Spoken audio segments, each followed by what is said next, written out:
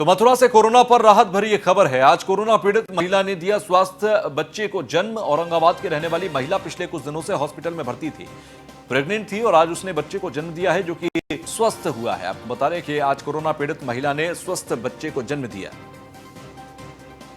तो औरंगाबाद रहने वाली महिला पिछले कुछ दिनों से हॉस्पिटल में भर्ती थी और डॉक्टर्स के लिए चिंता का विषय यह था कि वो कोरोना पॉजिटिव थी और उसकी डिलीवरी होनी थी। फिलहाल आज उसने एक स्वस्थ बच्चे को जन्म दिया है, जिसके बाद डॉक्टर्स ने राहत की सांस ली है।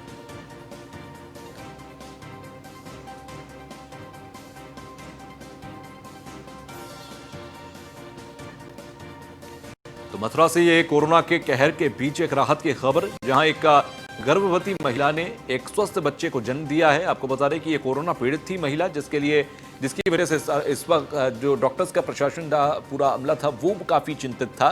और एक स्वस्थ बच्चे के जन्म होने के बाद डॉक्टर्स ने राहत की सांस ली है। ये कोरोना पीड़ित थी महिला, जो सबसे ज्यादा डॉक्टर्स के लिए चुनौती बनी हुई थी।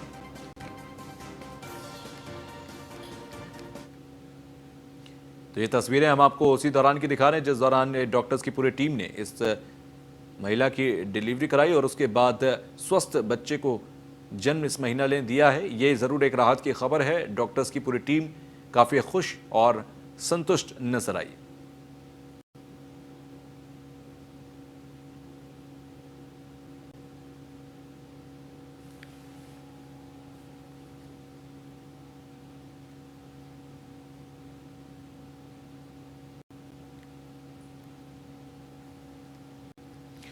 तो वहीं सीएम योगी आदित्यनाथ प्रवासी श्रमिकों को आज सहायता राशि देते नजर आए। डीबीटी के माध्यम से सीएम योगी आदित्यनाथ ने खाते में पैसे ट्रांसफर किए। 10,48,166 श्रमिक परिवारों को सीएम ने सौगात दी। श्रमिक परिवारों के खातों में 1,000 रुपए ट्रांसफर किए गए। 104 करोड़ 82 लाख रुपए खाते में ट्रांसफर हुए। तो 10,48,166 श्रमिक परिवारों को ये सीएम की सौगात रही। कोरोना संकट के दौरान राजस्व विभाग ने और राहत आयुक्त कार्यालय ने किया है। मुझे लगता है कि दुनिया का सबसे बड़ा रेस्क्यू का कार्य है ये, जिसमें अकेले उत्तर प्रदेश में लगभग 35 लाख कामगार और श्रमिकों को सुरक्षित उनके घरों तक पहुंचाने, उन तक हर प्रकार की सुविधाएं उपलब्ध कराने का कार्य किया गया। लॉकडाउन प्रारंभ होने के साथ ही कम्युनिटी किचन के माध्यम से प्रतिदिन 12 से 15 लाख लोगों तक भोजन पहुंचाने की व्यवस्था,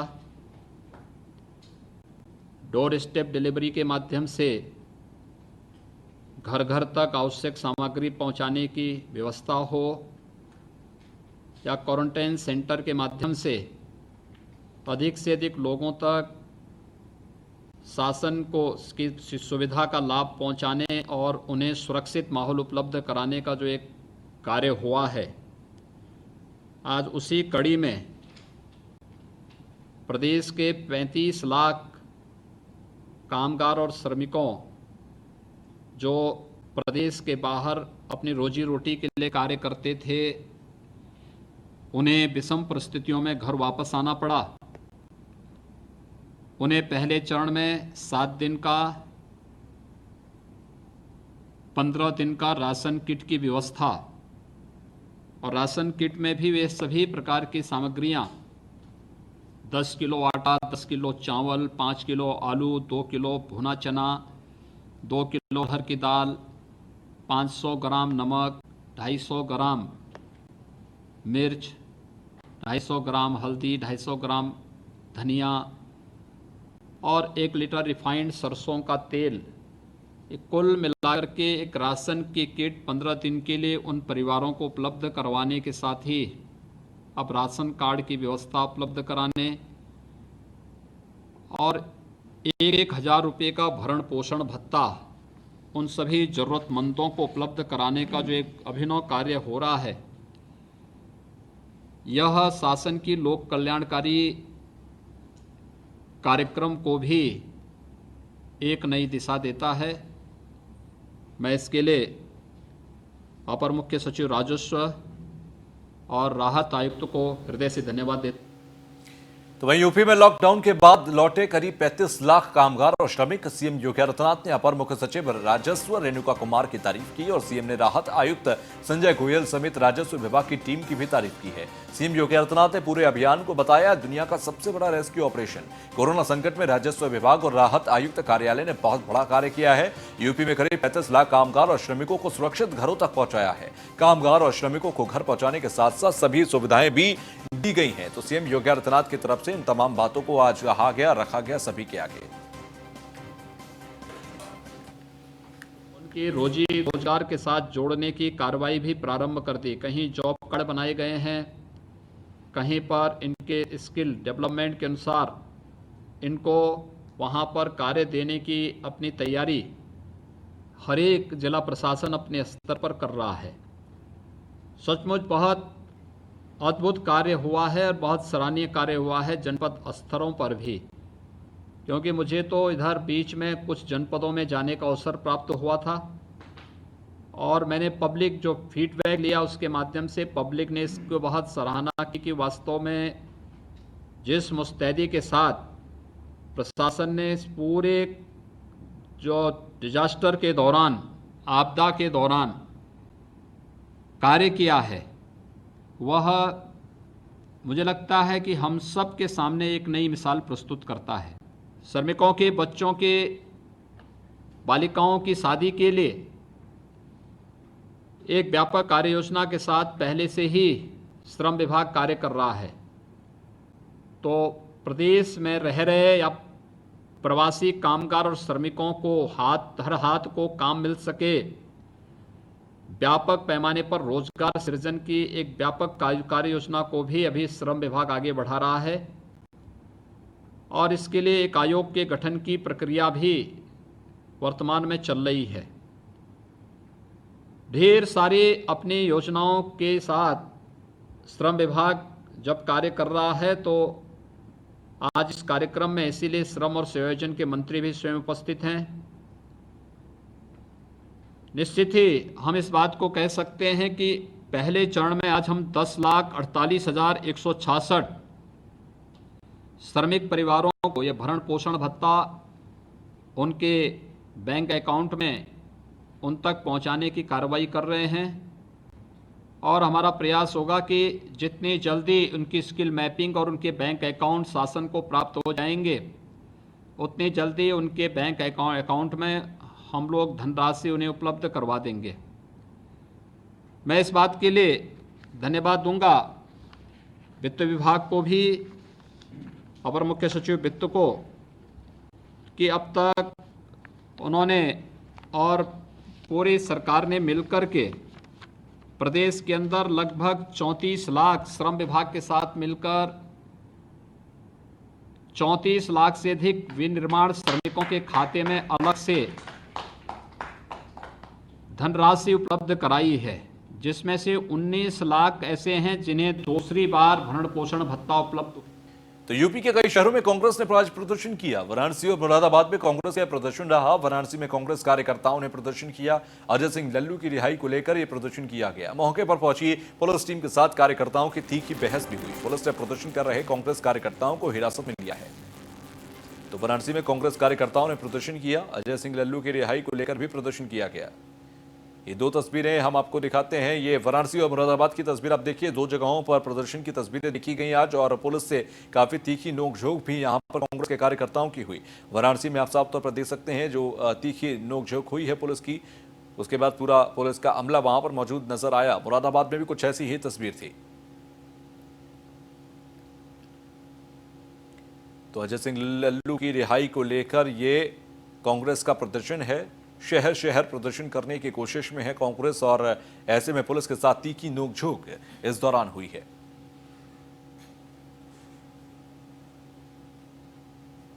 ब्रेक के बाद खबर है ग्रेटर नोएडा से, जहां पर घर से धरना देने निकले कांग्रेस जिला अध्यक्ष हिरासत में ले लिए गए। नोएडा पुलिस ने मनोज चौधरी को हिरासत में लिया। प्रदेश अध्यक्ष अजय लल्लू की रिहाई को लेकर करना था धरना प्रदर्शन। ग्रेटर नोएडा के दादरी में अंबेडकर प्रतिमा के सामने बैठकर करना था प्रदर्शन और हिरासत से छोड़े जाने के बाद जिला कार्यालय पर सभी कार्यकर्ताओं ने प्रदर्शन किया। तो नोएडा पुलिस ने मनोज चौधरी को हिरासत में ले लिया। प्रदेश अध्यक्ष अजय लल्लू की रिहाई की मांग को लेकर ये धरना प्रदर्शन करने निकले थे, लेकिन उसी दौरान पुलिस ने इन्हें हिरासत में लिया। तो रिहाई से छूटने के बाद इन्होंने तमाम बयानात भी दिए हैं। फिलहाल मनोज चौधरी को हिरासत में लिया गया था। बताना चाहता हूँ, ये हमारे अध्यक्ष आदरणीय अजय कुमार लल्लू जी, उनकी रिहाई के लिए हमारे सत्याग्रह आंदोलन चल रहा है लगातार। उसी के अंतर्गत आज हम जो कांग्रेस के सारे प्रदेश में जो नेता हैं वो जगह जगह धरना प्रदर्शन कर रहे हैं हर जिले में। उसी के अंतर्गत हम दादरी में अम्बेडकर जी की मूर्ति है उसके सामने बैठकर सोशल डिस्टेंसिंग से 5 या 7 लोग बैठकर धरना देना चाहें।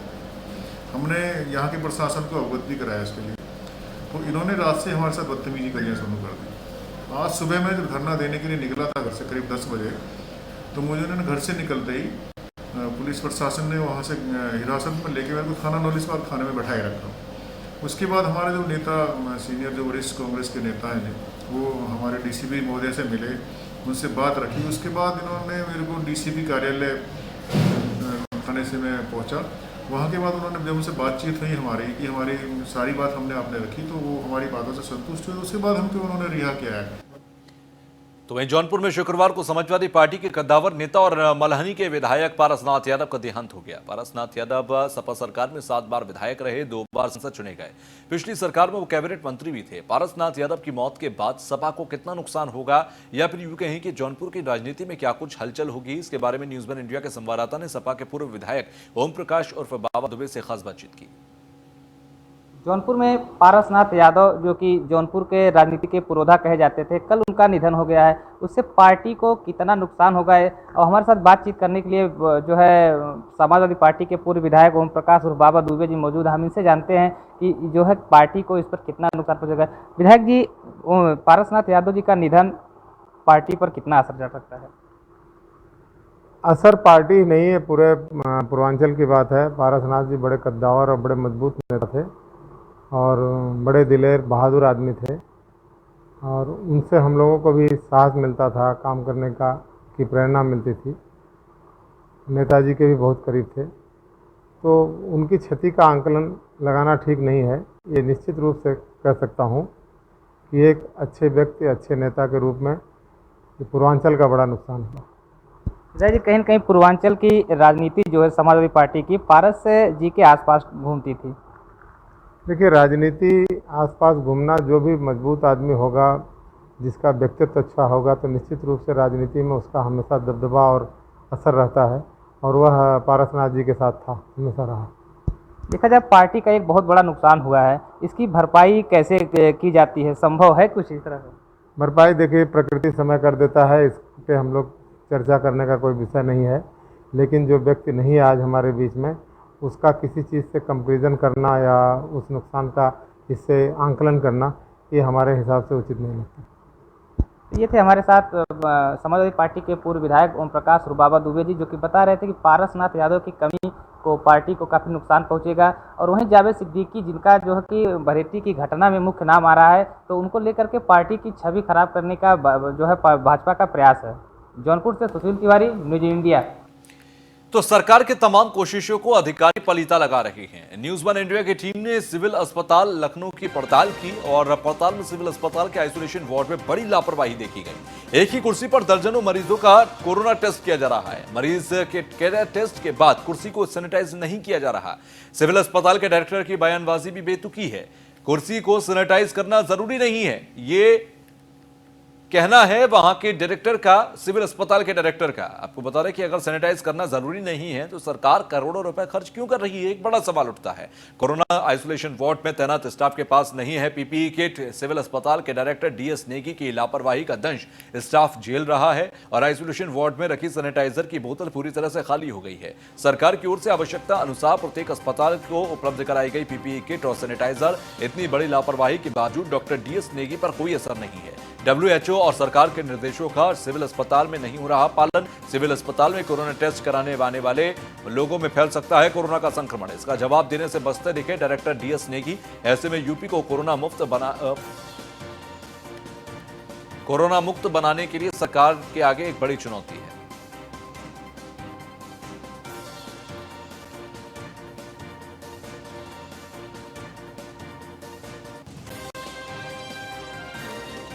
कोरोना आइसोलेशन वार्ड में तैनात स्टाफ के पास पीपीई किट नहीं है, वहां सैनिटाइजर्स बोतल खाली पड़ी हैं और ऐसे में जो लोग तमाम टेस्ट के लिए आ रहे हैं, जिस कुर्सी पर वो बैठते हैं वो कुर्सी भी सैनिटाइज नहीं की जाती। भाई ऐसा है कि देखिए यहाँ पर हमारे यहाँ पे जो सब इमरजेंसी वार्ड जो रोगियों का ऑपरेशन होना है उनके प्लस आइसोलेशन वार्ड के लोगों का सैंपल लिया जाता है जो कि ऑलरेडी यहाँ पर एडमिट होते हैं। इसके अलावा कुछ जो भेजे जाते हैं तो उनका जो सैंपल वहाँ पे लिया जाता है। आपको अगर बॉटल वहाँ पे दिखी तो हो सकता है उस समय ख़त्म हो गया सैनिटाइज़र, ये तो नहीं कि वो सैनिटाइज़र यूज़ ही नहीं हुआ। भाई ऐसा है कि देखिए यहाँ पर हमारे यहाँ पे जो तो इस पूरे मामले पर लखनऊ से हमारे संवाददाता नीलेष चौहान की एक रिपोर्ट हम आपको दिखा रहे हैं। उत्तर प्रदेश सरकार लगातार सरकारी अस्पतालों में तमाम बेहतर व्यवस्थाएं करने के दिशा निर्देश जारी करती है, पैसे भी जारी करती है, लेकिन जिस तरीके से उत्तर प्रदेश में तमाम लापरवाह डॉक्टरों के वीडियो सामने आए हैं, जिसमें कल के अगर हम बात करें तो कल लोहिया अस्पताल के एक डॉक्टर का वीडियो सामने आया था जिसमें वो खुद की कोरोना जांच कर रहा था लेकिन बिना पीपीई किट के, और साथ में जो उसका स्टाफ था वो भी उनके साथ मौजूद था। तो कहीं ना कहीं उस डॉक्टर ने अपनी जान के साथ उन तमाम लोगों की जान को जोखिम में डाला था। आज हम पड़ताल करने पहुँचे हैं सिविल अस्पताल जहाँ पर कोरोना की जाँच होती है। ये वो जगह है जहाँ पर सिविल अस्पताल के अंदर आइसोलेशन वार्ड बनाया गया है, कोरोना के टेस्ट होते हैं। आप देख सकते हैं कि सामने जो डॉक्टर्स हैं वो एक जो यहाँ पर पहुँची हैं कोरोना टेस्ट कराने, उनका टेस्ट कर रहे हैं। हालांकि जो तमाम बड़े दावे सरकार की तरफ से किए जाते हैं उनको कहीं ना कहीं जो आला अधिकारी हैं उनको पलीता लगाते हैं। ये देख सकते हैं कि इस वार्ड में सिर्फ एक ही कुर्सी है, इसी कुर्सी पर तमाम लोगों का टेस्ट किया जा रहा है। एक पेशेंट का जब टेस्ट होता है तो उसको बाहर भेजा जाता है लेकिन उस कुर्सी को सैनिटाइज नहीं किया जाता। दूसरी ओर जो वहाँ पर सैनिटाइजर की बोतल रखी हुई है वो भी पूरी तरीके से खाली है। आप देख सकते हैं जो डॉक्टर चेक कर रहे हैं उन्होंने ही सिर्फ पीपीई किट पहनी हुई है, उनके साथ जो कर्मचारी है वो भी उनके साथ बराबर अपना काम दे रहा है, ईमानदारी के साथ अपना काम कर रहा है, लेकिन उनके पास पीपीई किट है या नहीं ये कह पाना मुश्किल है, लेकिन उन्होंने इस समय पहनी नहीं है। ऐसे में जिस तरीके से उत्तर प्रदेश में लगातार कोरोना संक्रमित मरीजों की संख्या बढ़ रही है तो कहीं ना कहीं सरकार लगातार तमाम बड़े दावे भी करती है, दिशा निर्देश भी जारी करती है कि डॉक्टर्स अपनी जान को जोखिम में डालते हैं लेकिन वो पूरी सावधानी बरतें। जो पेशेंट आते हैं उनको भी पूरी सावधानी बरतने के निर्देश दें, लेकिन सिविल अस्पताल कुछ दूसरा ही तस्वीरें बयां कर रहा है। ऐसे में देखने वाली बात यह होगी कि जब सिविल अस्पताल के आइसोलेशन वार्ड में इस तरीके की लापरवाही बरती जा रही है तो जिम्मेदार अधिकारियों के ऊपर किस तरीके की कार्रवाई होती है। लखनऊ से न्यूज़ ऑन इंडिया के लिए नीलेष चौहान। तो वहीं सहारनपुर में मुठभेड़ हुई और चेकिंग के दौरान बाइक सवार बदमाशों से मुठभेड़ की तस्वीर सामने आई। पुलिस की मुठभेड़ हुई है, बाइक सवार बदमाशों ने पुलिस पर फायरिंग की। जवाबी कार्रवाई में पुलिस ने भी फायरिंग की। बाइक सवार बदमाश शाह आलम के पैर में गोली लगी है। घायल बदमाश को पुलिस ने गिरफ्तार किया है। बदमाश का साथी मौके से भागने में कामयाब रहा। फरार बदमाश की तलाश में जुटी है पुलिस और कॉम्बिंग लगातार जारी है। थाना बेहट क्षेत्र की पूजनेकी गांव के पास ये मुठभेड़ हुई। तो पुलिस और बदमाशों के बीच मुठभेड़ हुई है। बाइक सवार बदमाश शाह आलम के पैर में गोली लगी और उसे गिरफ्तार कर लिया गया।